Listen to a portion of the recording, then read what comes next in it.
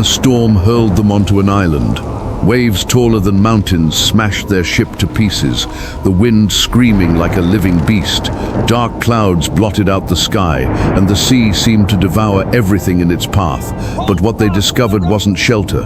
It was the greatest threat humanity would ever face. Something chained, something waiting, something with the power to shake the world, and no one knew when it would be unleashed.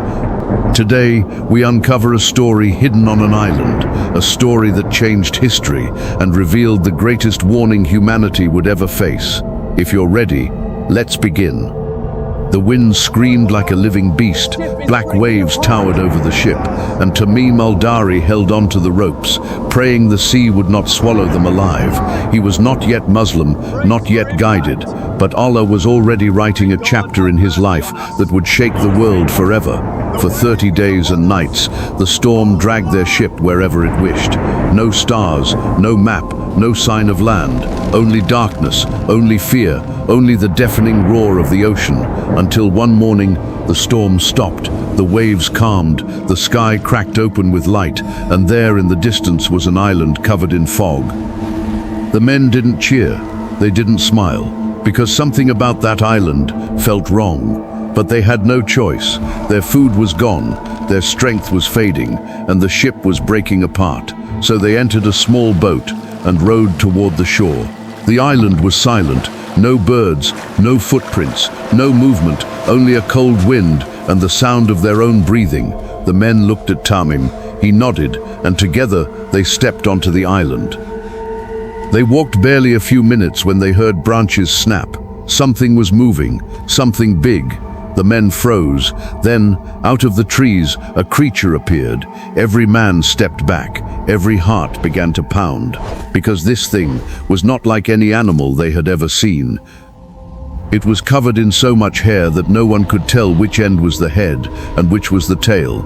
It looked like a walking mountain of fur, a living shadow. They whispered, "What are you?" The creature turned its tangled face toward them, and then it spoke. Its voice was low, cracked, and inhuman. "I am Jassasah." The men looked at one another, a speaking creature, hair covering the eyes, the mouth, the body. Was it a jinn, a beast, a curse? They stepped back, but the creature raised a hand made of matted fur.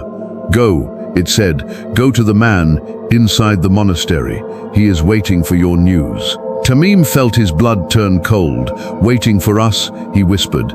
Jassasah nodded, then moved away with speed no human could match. The men didn't follow her. They ran. The structure appeared suddenly between the trees, an old stone building, cracked and dark like a forgotten temple. They entered it slowly. The air was cold.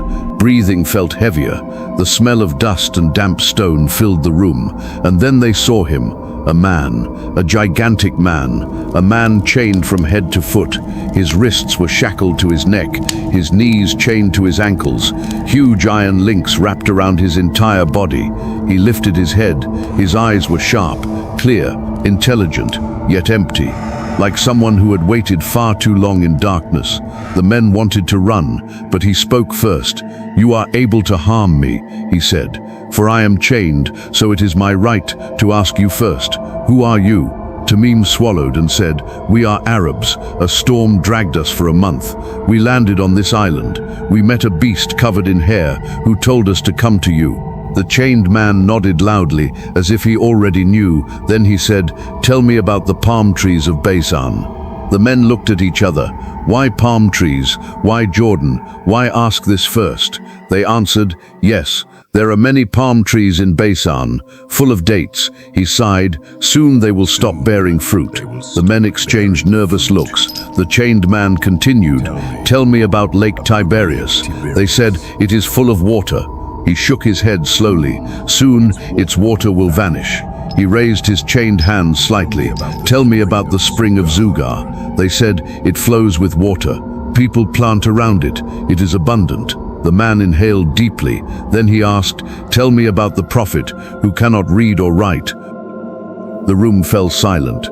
Tamim's heart thumped.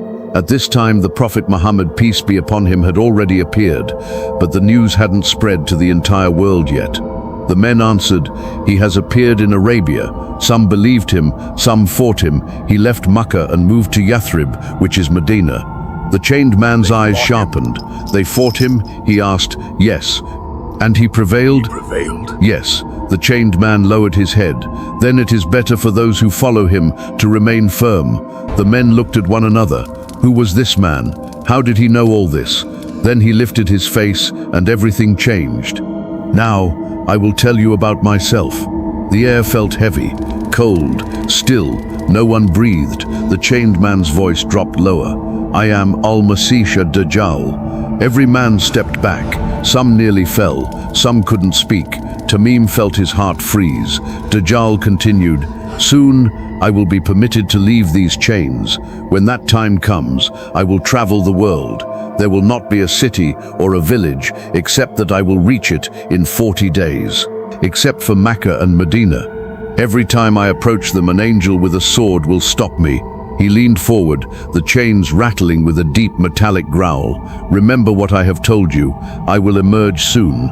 The men didn't wait for anything else. They ran out of the monastery, through the trees, back to their boat, back to their ship, and they swore they would never return to that cursed island again. Tamim al-Dari embraced Islam. He entered Medina, and the Prophet, peace be upon him, gathered the companions. They sat in the masjid, and Tamim told the story exactly as it happened. When he finished, the Prophet, peace be upon him, stood up. His face was tense, his grip on his stick tightened. He struck the ground and said, "This is Taibah," pointing to Medina. "Did I not tell you that Dajjal cannot enter this land?" The companions nodded. The Prophet, peace be upon him, said, "The story of Tamim amazes me, because it confirms everything I have told you." Then he pointed toward the east. "Dajjal is on an island, somewhere in the eastern seas, a place close to the Middle East, a place unknown to us, a place where Dajjal still waits for the permission to emerge. When Dajjal appears, he will not come as a monster, he will be human, and people will believe him. The Jews will follow him first, because they are waiting for their Messiah. Many Christians will follow him, because he will claim to be Isa. Weak Muslims will follow him, because he will show miracles or things that look like miracles. He will command the sky to rain, and it will rain. He will command the earth to grow, and it will grow. He will appear to raise the dead, but they will be devils taking the shape of their parents. People will not resist because of logic. People will crumble because of desperation. A man starving, a mother crying, a child sick, all will be vulnerable to the one who says, "I can give, I can heal, I can resurrect," but every gift he gives will be poisoned. Every miracle will be deception. Every promise will be a lie. Tamim al-Dari saw him, chained, waiting, and everything Dajjal predicted is already happening. The palm trees of Baysan no longer give fruit. There was a time when the lands of Baysan stretched wide and green, fields glowing under the sun, palm trees heavy with dates that fed travelers, families, and entire villages. But now the soil has dried and split. The once rich ground turned brittle beneath the burning sky. Those same palms stand lifeless, their branches empty, their fruits gone. The wind moving through them sounds like whispers of a world that will never return. Lake Tiberias is drying rapidly. The lake that once shimmered like polished silver, reflecting the heavens above, now pulls back day after day. Places once covered in water now expose bare sand and stone, the hidden skeleton of the earth beneath.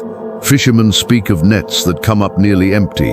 Travelers watch the shoreline creep backward, the once lively waves fading into a quieter and quieter murmur, a shadow of what they used to be. The regions he asked about have changed. Every place the chained man questioned, every valley, every spring, every fountain, now carries the mark of transformation. Zuga's fountain, once overflowing and vibrant, reduces itself to a faint trickle. Cities rise and cities fall. Fields flourish and then wither. Some lands thrive, others crumble, as though the earth is silently following a script written long ago in prophecy. The wind itself seems to remember how things once were, but everywhere the world grows unfamiliar, strange, unbalanced. The signs are unmistakable. The prophecy is unfolding with slow, relentless certainty. The world is moving towards something, and one day, when Allah permits it, the chains will break, and the greatest fitnah this world has ever witnessed will begin.